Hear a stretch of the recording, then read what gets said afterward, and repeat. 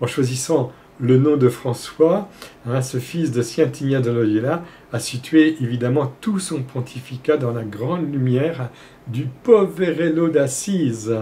Voilà. Le saint qui a reconstruit et réformé l'Église de son temps sur la base de la pauvreté évangélique, pauvreté du Christ embrassée dans les plus pauvres.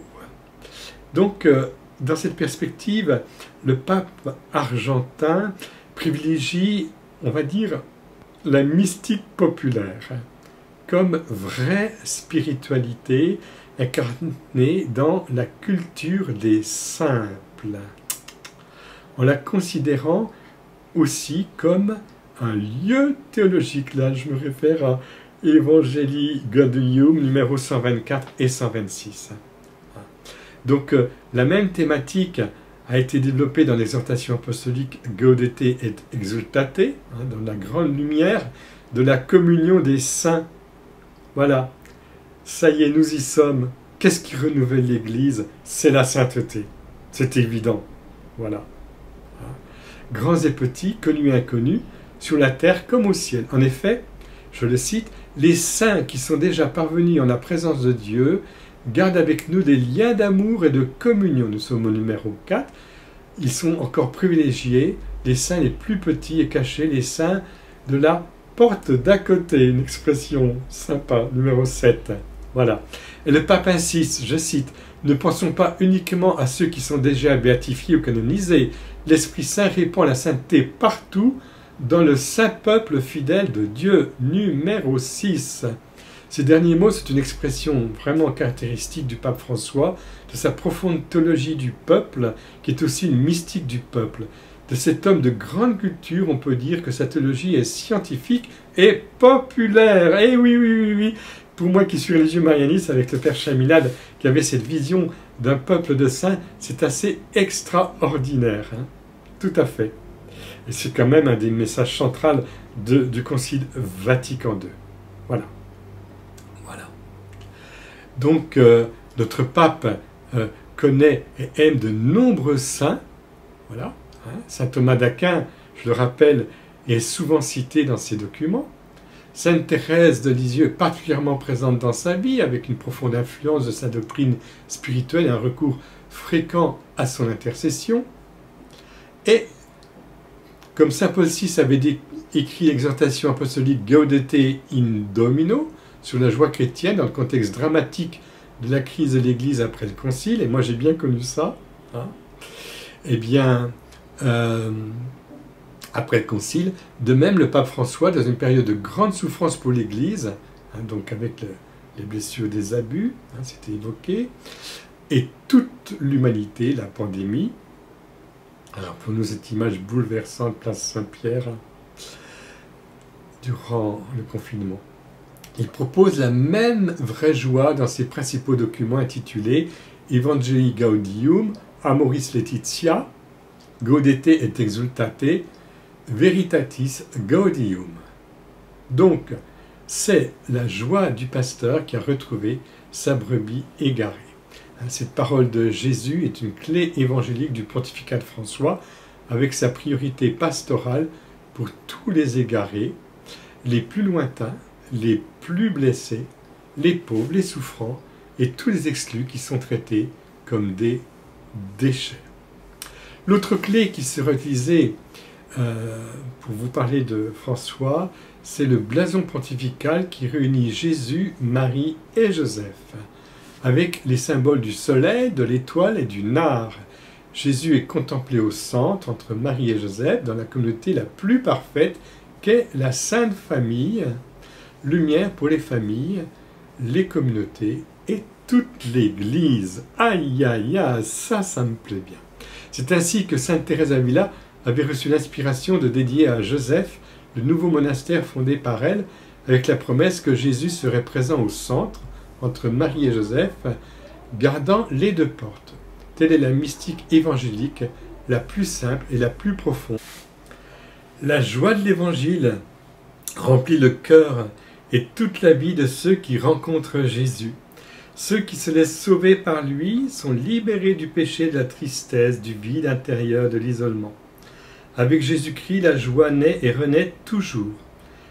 J'invite chaque chrétien, en quelque lieu et situation où il se trouve, à renouveler aujourd'hui même sa rencontre personnelle avec Jésus-Christ, ou au moins à prendre la décision de se laisser rencontrer par lui, de le chercher chaque jour sans cesse. Il n'y a pas de motif pour lequel quelqu'un puisse penser que cette invitation n'est pas pour lui, parce que personne n'est exclu de la joie que nous apporte le Seigneur. Celui qui risque le Seigneur ne le déçoit pas, et quand quelqu'un fait un petit pas vers Jésus, il découvre que celui-ci attendait déjà sa venue à bras ouverts. C'est le moment pour dire à Jésus-Christ, « Seigneur, je me suis laissé tromper de 1000 manières, j'ai fui ton amour. Cependant, je suis ici une fois encore pour renouveler mon alliance avec toi. J'ai besoin de toi. Rachète-moi de nouveau, Seigneur. Accepte-moi encore une fois entre tes bras des rédempteurs. » Cela nous fait tant de bien, explique le Saint-Père, de revenir à lui quand nous nous sommes perdus. J'insiste encore une fois, Dieu ne se fatigue jamais de pardonner, c'est nous qui nous fatiguons de demander sa miséricorde. Nous sommes au numéro 1 à 3. Ces derniers mots sont une nouvelle affirmation de ce que le pape avait répété par 2 fois lors de son premier Angélus, le 17 mars 2013, sous la place Saint-Pierre, invitant les fidèles à redécouvrir le sacrement de la réconciliation. À la fin du même document, François développe amplement cette perspective de l'amour de Jésus comme fondement de l'évangélisation. Je le cite. « La première motivation pour évangéliser est l'amour de Jésus que nous avons reçu, l'expérience d'être sauvés par lui qui nous pousse à l'aimer toujours plus. Mais quel est cet amour qui ne ressent pas la nécessité de parler de l'être aimé, de le montrer, de le faire connaître? Si nous ne ressentons pas l'intense désir de le communiquer, il est nécessaire de prendre le temps de lui demander, dans la prière, qu'il vienne nous séduire. Nous avons besoin d'implorer chaque jour, de demander sa grâce pour qu'il ouvre notre cœur froid et qu'il secoue notre vie tiède et superficielle. Placés devant lui, le cœur ouvert, nous laissant contempler par lui, nous reconnaissons ce regard d'amour que découvrit Nathanaël le jour où Jésus se fit présent et lui dit « Quand tu étais sous le figuier, je t'ai vu. » Qu'il est doux d'être devant un crucifix ou à genoux devant le Saint-Sacrement, être simplement sous son regard. Quel bien cela nous fait qu'il vienne toucher notre existence et nous pousse à communiquer sa vie nouvelle. Le véritable missionnaire, qui ne cesse jamais d'être disciple, sait que Jésus marche avec lui, parle avec lui, respire avec lui, travaille avec lui.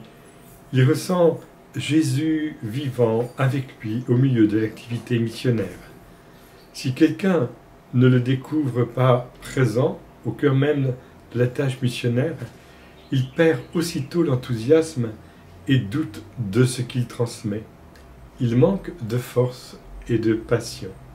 Et une personne qui n'est pas convaincue, enthousiaste, sûre, amoureuse, ne convainc personne. Nous sommes donc au numéro 264 à 266. C'est vraiment la vraie évangélisation, non par prosélytisme, mais par attraction. Je reprends ce qu'il dit au numéro 14.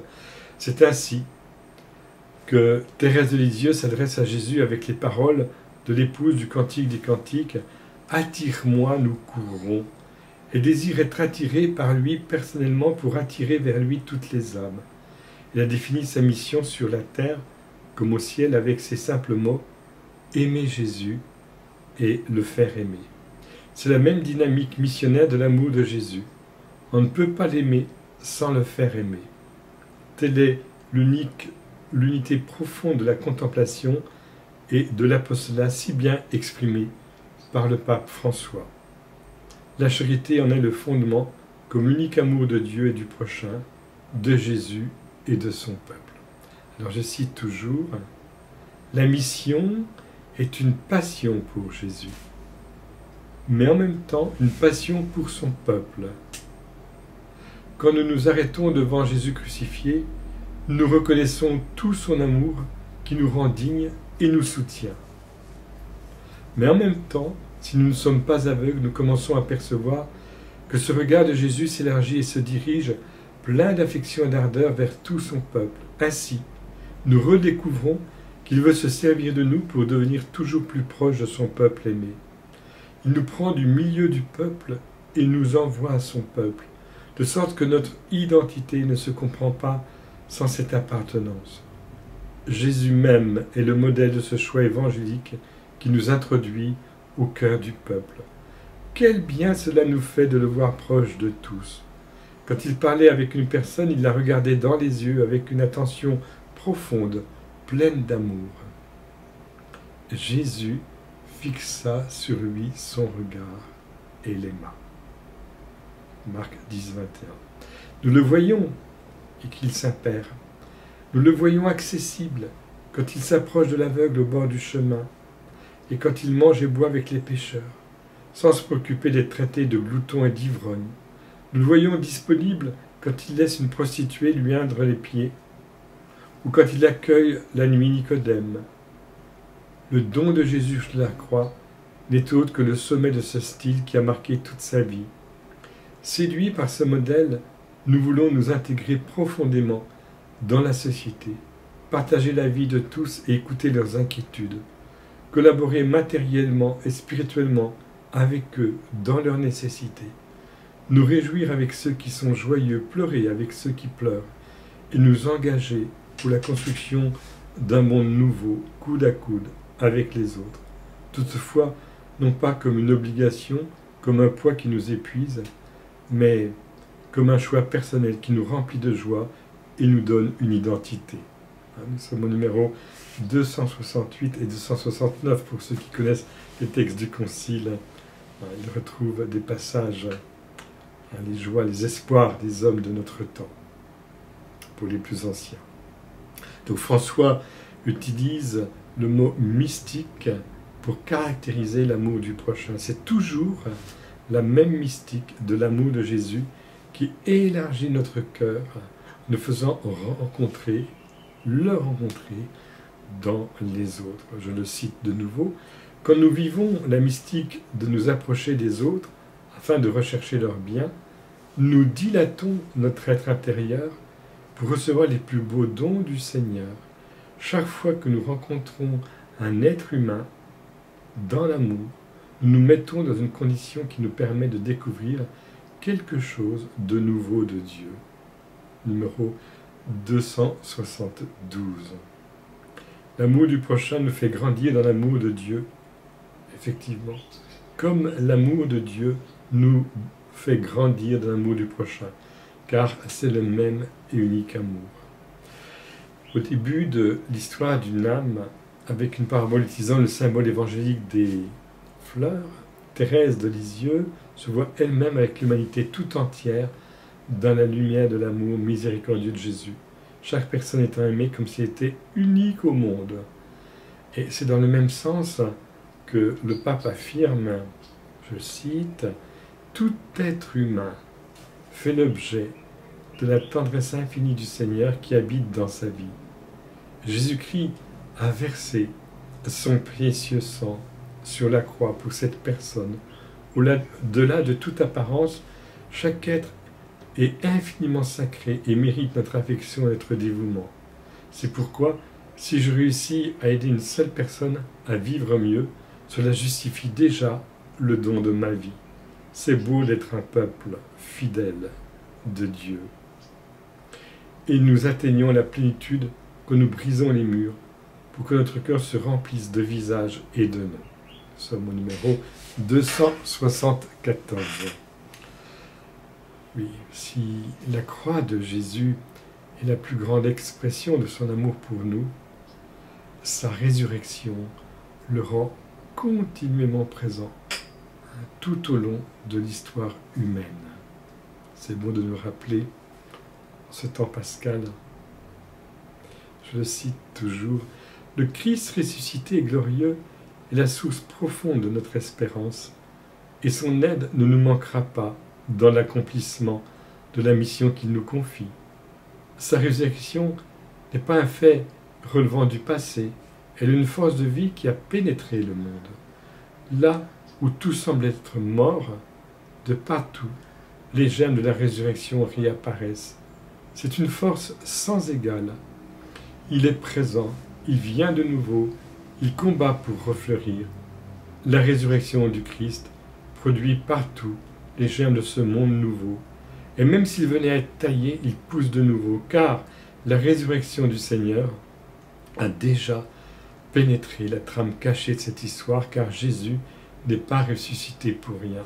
Ne restons pas en marge de ce chemin de l'espérance vivante. Numéro 275 et 278. Voilà, évidemment, l'amour de Jésus crucifié et ressuscité est donc la grande réalité qui anime l'Église, qui la réforme, qui la renouvelle et la réforme continuellement. La vision de François est toujours christocentrique et jamais ecclésiocentrique. Il nous met souvent en garde contre la tentation de l'autoréférentialité, pour le reprendre, en insistant sur l'importance de la prière, qui met toujours Jésus au centre de notre vie et de toutes nos activités. Cette prière christocentrique se nourrit chaque jour de l'Eucharistie et de l'Évangile, et aussi d'une vraie dévotion à Marie. Marie, nous y sommes. Comme ses prédécesseurs, François est un pape profondément marial. De son riche témoignage concernant Marie, nous pouvons retenir certains aspects plus personnels. Le climat spirituel est toujours celui de la mystique du peuple, accueillant les diverses dévotions mariales avec une référence privilégiée au sanctuaire. À Rome, tout de suite après son élection, rappelons-le, sa première sortie du Vatican était une visite à la basilique de Sainte-Marie, majeure, pour confier à la Sainte Vierge tout son pontificat. Et lors de tous ses voyages apostoliques, il commence avec une prière à Marie de la même basilique où il s'arrête de nouveau au retour. Nous avons souvent vu ces gestes symboliques de toucher l'image de Marie, lui porter des fleurs. Avec la prière du chapelet, une de ses dévotions plus caractéristiques est celle de Marie qui défait les nœuds. Le profond contenu théologique de cette dévotion populaire peut être manifesté à partir du texte de saint Irénée de Lyon, cité dans Lumen Gentium, que tout le monde connaît.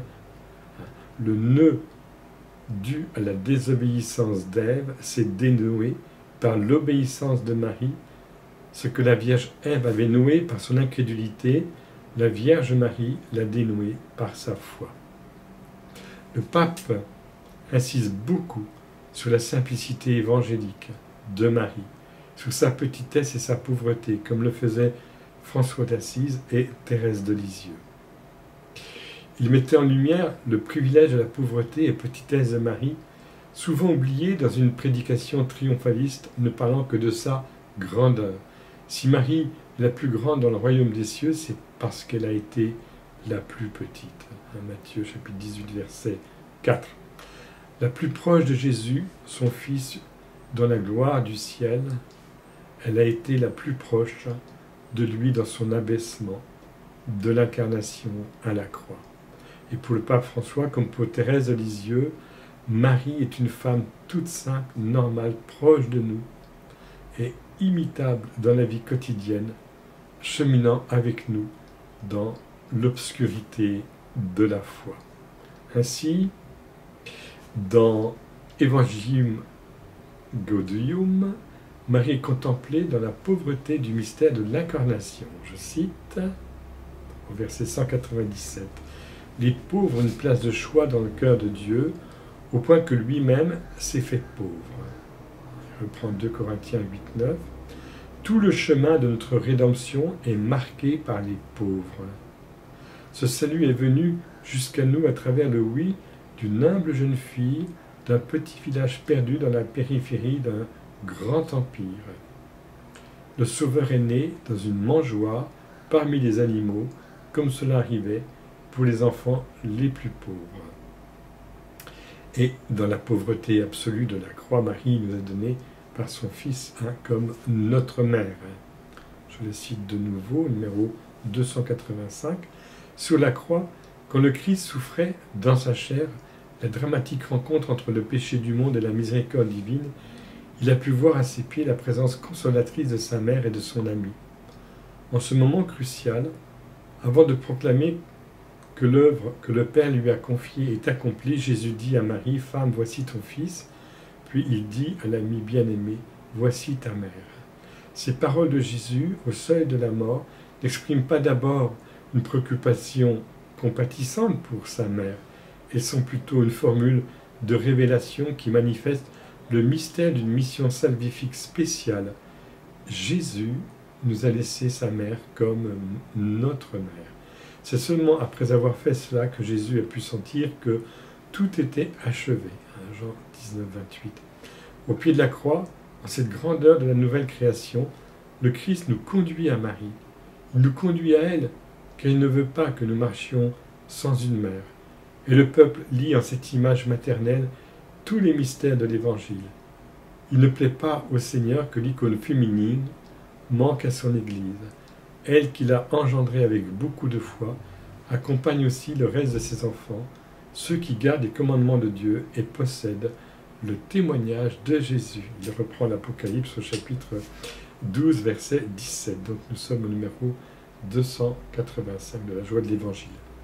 Et bien sûr, à la suite de Lumen Gentium, ce thème de Marie comme icône féminine de l'Église a été très développé spécialement par Saint Jean-Paul II, et de la part de François, il y a une nouvelle et forte insistance sur ce point pour donc la promotion de la femme dans l'Église, luttant contre la vieille tendance du cléricalisme masculin.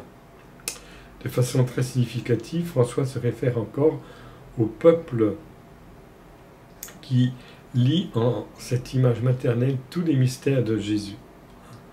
Par rapport à Marie, donc cette théologie du peuple, on pourrait dire, vient à la première place, précédant souvent les grands théologiens, même s'ils sont saints. Le pape théologien Benoît XVI avait insisté sur ce point dans sa catéchèse sur le bienheureux Jean d'un Scott, premier théologien de l'Immaculée Conception. Nous étions le 7 juillet 2010. Le peuple croyait et célébrait cette grande vérité que ni saint Bernard ni saint Thomas n'arrivaient à accepter et expliquer au plan théologique. Et dans le paragraphe suivant, donc d'Evangelium Gaudium, François nous partage sa contemplation personnelle de l'amour maternel de Marie. Je cite le numéro 286. Marie est seule qui s'est transformée une grotte pour les animaux en maison de Jésus, avec de pauvres langes et une montagne de tendresse. Elle est la petite servante du Père qui tressaille de joie dans la louange. Elle est l'amie toujours attentive pour que le vin ne manque pas dans notre vie. Elle est celle dont le cœur est transpercé par la lance qui comprend toutes les peines. Comme mère de tous, elle est signe d'espérance pour les peuples qui souffrent les douleurs de l'enfantement jusqu'à ce que naisse la justice. Elle est la missionnaire qui se fait proche de nous pour nous accompagner dans la vie, ouvrant nos cœurs. Et oui. À la fois avec affection maternelle. Comme une vraie mère, elle marche avec nous, lutte avec nous, et répand sans cesse la proximité de l'amour de Dieu. Par les différentes invocations mariales, liées généralement au sanctuaire, elle partage l'histoire de chaque peuple qui a reçu l'Évangile et fait désormais partie de son identité historique. Vraiment, ces lignes révèlent une profonde expérience de l'amour maternel de Marie, une simple expérience mystique qui est toute de foi, d'espérance et de charité. La même expérience du pape François se réfléchit dans ses nombreux textes concernant Marie. Un des plus caractéristiques est son homélie pour le 1er janvier 2019, qui est un très bel hymne à l'amour maternel de Marie. Je le cite, même s'il est un peu long, mais laissons-nous regarder par elle, laissons-nous embrasser, laissons-nous prendre par la main, laissons-nous regarder. Cela surtout dans les moments de besoin, quand nous nous trouvons empêtrés dans les nœuds les plus compliqués de la vie. Regardons à juste titre vers la Vierge, vers la Mère. Mais il est beau surtout de se laisser regarder par la Vierge. Quand elle nous regarde, elle ne voit pas des pécheurs, mais des fils. On dit que les yeux sont le miroir de l'âme. Les yeux de la pleine de grâce reflètent la beauté de Dieu. Ils réfléchissent sur nous le paradis. Jésus a dit que l'œil est la lampe du corps. Les yeux de la Vierge savent éclairer toute obscurité. Ils rallument partout l'espérance. Son regard tourné vers nous nous dit « Chers enfants, courage, je suis là, votre mère ». Ce regard maternel qui donne confiance aide à grandir dans la foi. La foi est un lien avec Dieu qui engage la personne tout entière et qui, pour être gardée, a besoin de la mère de Dieu. Son regard maternel nous aide à nous voir comme des enfants aimés dans le peuple croyant de Dieu et à nous aimer entre nous au-delà des limites et des orientations de chacun. La Vierge nous enracine dans l'Église où l'unité compte plus que la diversité et elle nous exhorte à prendre soin les uns des autres. Le regard de Marie rappelle que la tendresse qui remédie à la tiédeur est essentielle pour la foi. Tendresse. L'Église de la tendresse. Quand dans la foi il y a de la place pour la Mère de Dieu, on ne perd jamais le centre, le Seigneur, car Marie ne se désigne jamais elle-même, mais Jésus. Elle est frère parce que Marie est mère. Regard de la mère, regard des mères. Un monde qui regarde l'avenir sans regard maternel est myope. Peut-être les profits augmenteront-ils, mais il ne saura plus voir dans les hommes des enfants. Il y aura des gains, mais ils ne seront pas pour tous. Nous habiterons la même maison, mais non comme des frères. La famille humaine se fonde sur les mères. Un monde dans lequel la tendresse maternelle est reléguée à un pur sentiment pourra être riche de choses, mais pas riche de lendemain. Mère de Dieu, enseigne-nous ton regard sur la vie et tourne ton regard vers nous, vers nos misères. Tourne vers nous tes yeux miséricordieux. Laissons-nous embrasser. Après le regard, entre ici en jeu le cœur dans lequel, dit l'évangile de ce jour, Marie retenait toutes ces choses et les méditait. Luc chapitre 2, verset 19. Cela veut dire que la Vierge avait tout à cœur. Elle embrassait tout, événements favorables et contraires. Et elle méditait tout, c'est-à-dire portait tout à Dieu. Voilà son secret. De la même manière, elle tient à cœur la vie de chacun de nous. Elle désire embrasser toutes nos situations et les présenter à Dieu.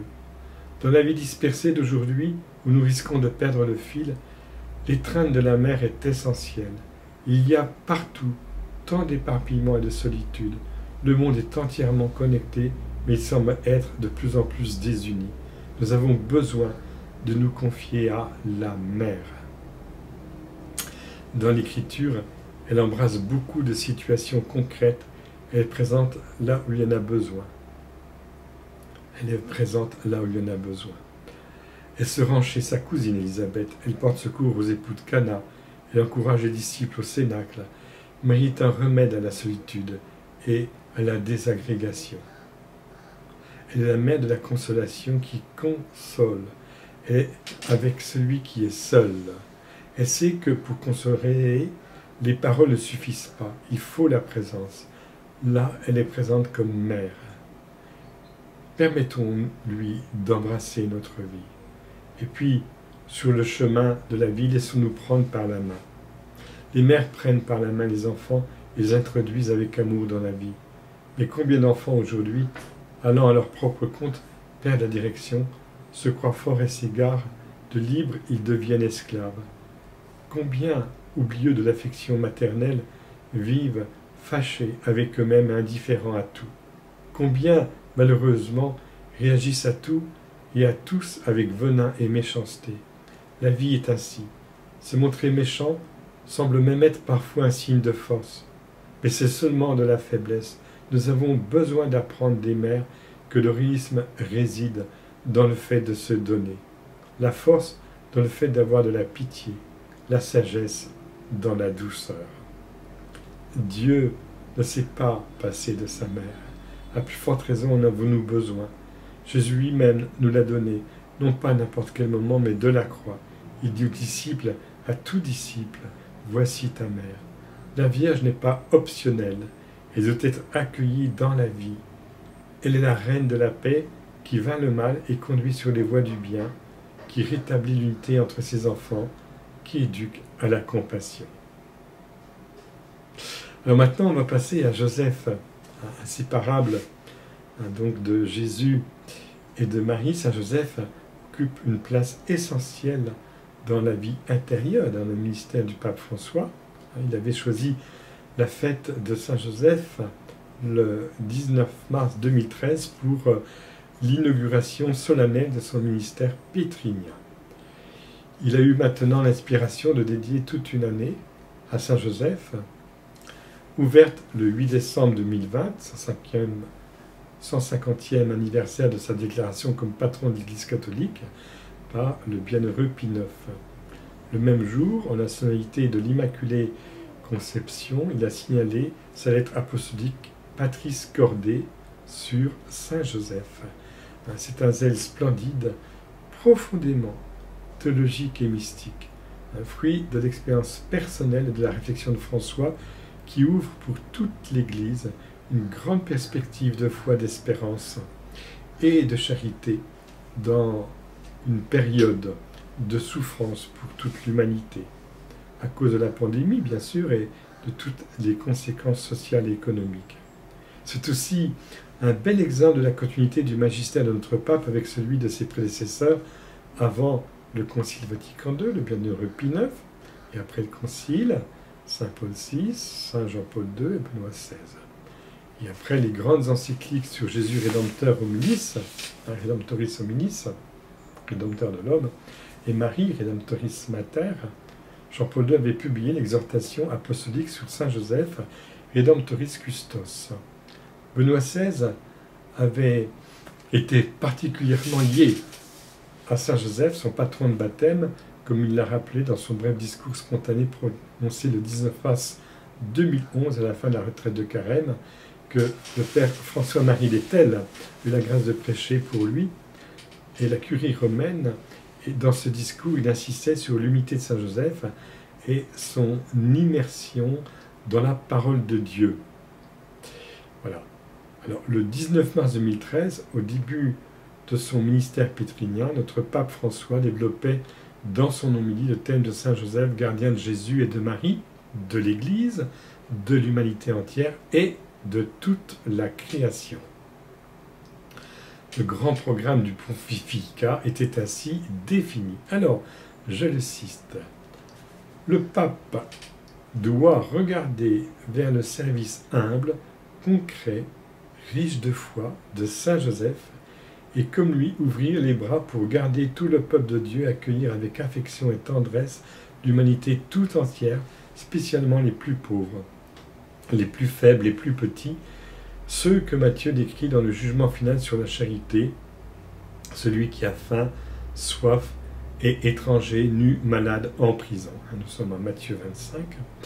Seul celui qui sert avec amour sait garder.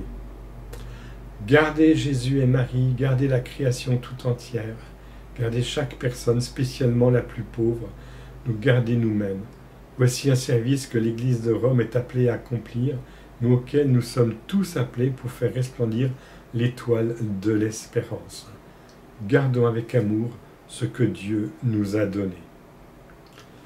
Maintenant, avec la lettre apostolique, donc Patris Cordis, cœur de Père, le pape François nous invite à entrer dans la profondeur du cœur de Saint Joseph, dans son amour de Père vers Jésus, et d'époux, et oui, vers Marie. Déjà dans Redemptoris Custos, Saint Jean-Paul II avait insisté sur la vérité du mariage virginal de Jésus, de Joseph avec Marie, et sur la vérité de sa paternité envers Jésus, même si elle n'était pas selon la chair.